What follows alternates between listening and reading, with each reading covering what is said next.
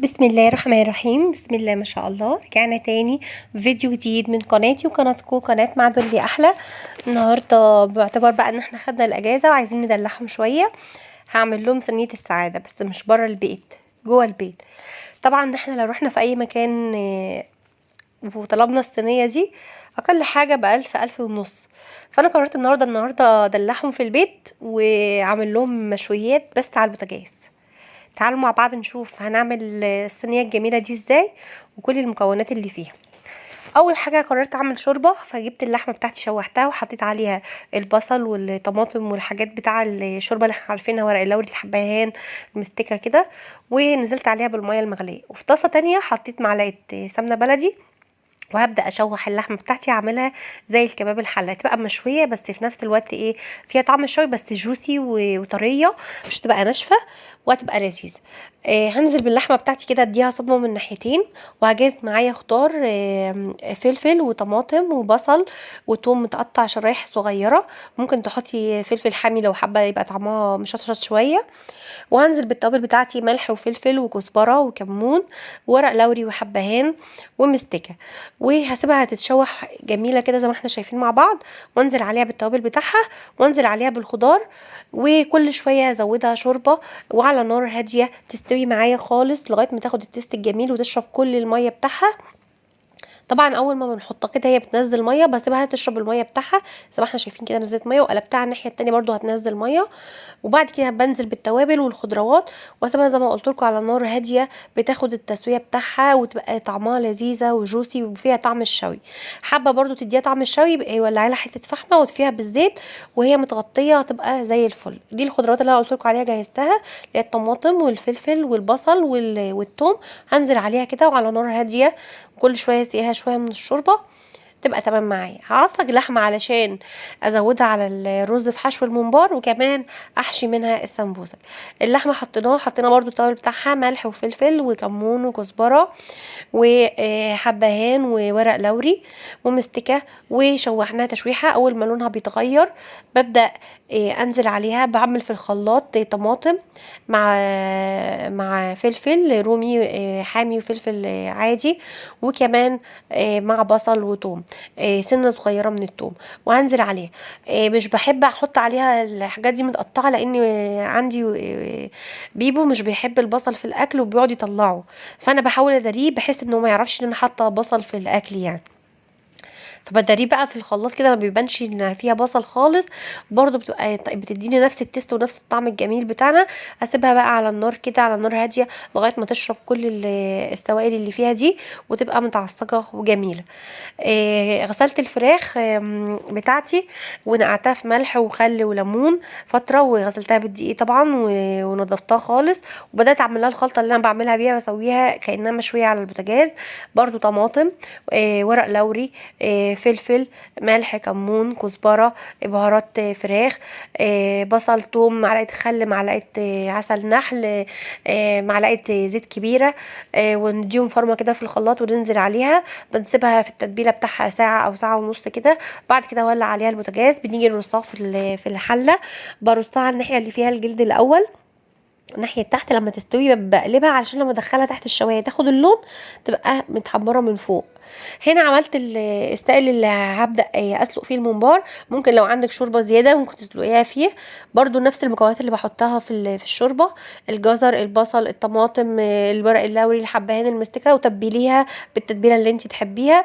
اول ما تغلي هننزل فيها بالممبار. كنت انا مجهزه معايا كفته ومعايا سمبوسك، حشيت السمبوسك باللحمه المفرومه اللي انا كنا عاملينها مع بعض، وعامله الكفته بتضيفي لها بصل وبقدونس وملح وفلفل وتوابلك اللي انت حباها، وتفرميها في الكبه فرم ناعم وتعجنيها كويس. اهم حاجه العجن كويس عشان تبقى ماسكه معاكي، وتحطيها في التلاجة. وبعد ما تخرجيها تصبعيها على العصيان بتاع الشيش طاووق بحيث تبقى مفتوحه من جوه كده. ممكن برضو تحطي لها معلقه بيكنج باودر صغيره بحيث انها تبقى منفوشه معاكي. هنسويها النهارده برضو على البوتاجاز في الطاسه، معلقه سمنه بلدي كده، وهبدا احطها واغطيها تستوي في عرقها كده، وكل شويه اقلبها لغايه ما تاخد معايا اللون. برضو لو عايزه تديها الريحه حط لها الفحمايه وطفيها بالزيت، هتاخد برضو معاكي ريحه الشوي وتبقى جميله ولذيذه. اهم حاجه فيها زي ما انا قلت نعجنها كويس بحيث تبقى متماسكه وما تفكش معاكي. وطبعا كل طرق الحاجات ديت عاملاها فيديوهات منفصله على القناه، ممكن ترجعي لها. بعد ما الستايل بتاعنا غلي كده، هبدا انزل بالممبار. ما تخافيش مش هيتفتح منك، اول ما ينزل هيتقفل في النار. انا عاملاه قطع صغيره كده عشان بحبه صغير، مش بحب اقطعه وهو مسلوق، بقطعه قبلها قطع صغيره، ما بتحشوهوش قوي. اول ما بتنزليه في الستايل بتاعك ويبدا يتقفل. وهوريكم دلوقتي ان هو اتقفل وبقى كويس يعني. ما تحشوش كويس اهم حاجه عشان ما يفرقعش منك في السوا. بياخد معاكي ساعه الا ربع سوا. اول ما يغلي بتوطي عليه زي الرز وزي اي حاجه انت بتسويها. بتوطي عليه على نار هاديه لغايه ما يستوي معاكي ويبقى طري. واختبريه كده من جوه بالمعلقه، يعني طلعيه كده على المعلقه واختبريه، شوفي الرز بتاعك استوى ولا لا قبل ما تطفي عليه النار. بعد كده هتصفيه وتسيبيه يهدى شويه ونبدا نحمره مع بعض زي ما هنشوف. هنا الكفته زي ما قلت اهي. طبعا انا شغاله في كل الحاجات في وقت واحد بحيث تبقى سخنه وتبقى كلها خلصانه مع بعضها. مش هعمل الرز اللي في الاخر خالص بحيث برضو يبقى سخن معايا. هنا حطيت معلقه زيت على معلقه سمنه بلدي وهبدا احمر السمبوسك بتاعي. هتسيبيه يسخن شويه وبعد كده توطي النار وتحمريه. ما تكتريش الزيت او السمنه اللي انت بتحمري فيها السمبوسك عشان ما يفرقعش منك. يعني تحطي كميه بسيطه زي ما احنا شايفين مع بعض كده. وممكن تحطي فيه معلقه نشا بتخليه معاكي مقرمش قوي. وتبداي تحمريه على الناحيتين وتستني لما ياخد معاكي اللون الذهبي وتصفيه وتحطيه وتقدميه مع الحاجات اللي انتي بتقدميها. هنشوفه مع بعض دلوقتي بعد ما خد اللون الذهبي الجميل. هنا الكفته بدات تغير من لونها، هي بتنزل سائل كده الاول بعدين بتشربه. ونبدا نقلبها زي ما احنا شايفين. السمبوسك بدا ياخد اللون الذهبي زي ما احنا شايفين مع بعض اهو. والممبار طلعته هدي شويه. وهحط برده معلقه سمنه بلدي على معلقه زيت، مش هكتر. وهبدا احمر الممبار. اهم حاجه في الممبار تحمريه كويس جدا، لان كل ما تحمريه كويس هيبقى مستوي معاكي مش هيشد. وهيبقى مقرمش من بره وطري من جوه.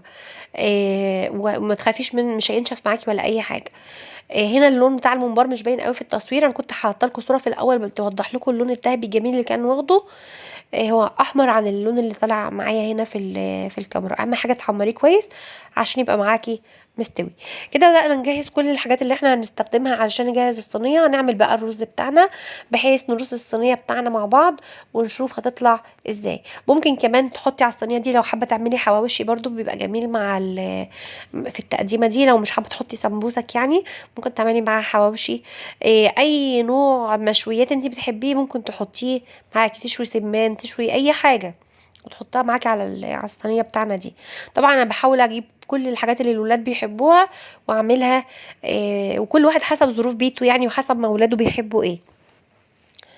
هنا الرز البسمتي حطينا برده معلقه سمنه بلدي على معلقه زيت. حطينا التوابل بتاعنا لومي، قرنفل، حبهان، مستكه، ورق لوري، كوبيبه صيني، فلفل اسمر. طبعا كل التوابل بتاعنا بتكون حصى ونديها تحميره كويسه مع معلقه كاري ومعلقه كركم. انا نقع الرز من فتره عشان يبقى طري معايا. هبدا اديله برده تشويحه في الحاجات اللي احنا حاطينها دي كلها. وبعد كده ننزل عليه بالميه المغليه وزيه زي اي رز بنسيبه لما يغلي الاول. وبعد كده بنوطي عليه عشان يستوي. طبعا عارفين الرز البسمتي كوبايه الرز بتاخد كوبايتين ميه. ولو انت نقعاه فتره طويله ممكن تحطي كوبايه وربع ميه او كوبايه ونص ميه حسب ما ياخد معاكي. يعني ما تحطيش الميه كلها مره واحده. شوفي هيمشي معاكي ازاي. وخلي الميه السخنه جنبك كده وقلبي وشوفي الدنيا هتمشي معاكي ازاي لغايه ما يستوي معاكي. طبعا هنزود له الملح بتاعه ونتاكد ان هو التست بتاعه كويس. وكده تمام قوي. ممكن لو انت حابه القرفه تضيفي معلقه قرفه بودر برضو بتخلي ريحته وطعمه جميل. زي ما احنا شايفين مع بعض كده الرز بتاعنا استوي اهو. حطيت عليه شويه زبيب. طبعا بتبقي نقعهم في ميه تديهم تشويحه في السمنه البلدي قبل ما تحطيهم عليه. عملت طبق كده من ورق الالومنيوم وحطيت عليه سموسك عشان ما يتاثرش من البخار بتاع الرز. وبدات ارص كل حاجه. بعد ما سويناها حطينا طبعا زي ما احنا شايفين الفراخ واللحمه والكفته والممبار وكل حاجه. وكمان ممكن تجهزي معاكي سلطه الطحينه، كاتشب، مايونيز، اي حاجه الولاد بيحبوها مع الشوربه بلسان العصفور. بيبقى وجبه جميله ولذيذه وعملت لهم كل اللي هم حابينه وجوه البيت. اتمنى الفيديو بتاعي النهارده يكون عجبكم. ولو عجبكم لايكات كتير يا بنات. واشوفكم على خير في فيديو جديد من قناتي وقناتكم قناه مع دولي احلى. دمتم بكل حب وخير وسعاده. كل سنه وانتم طيبين.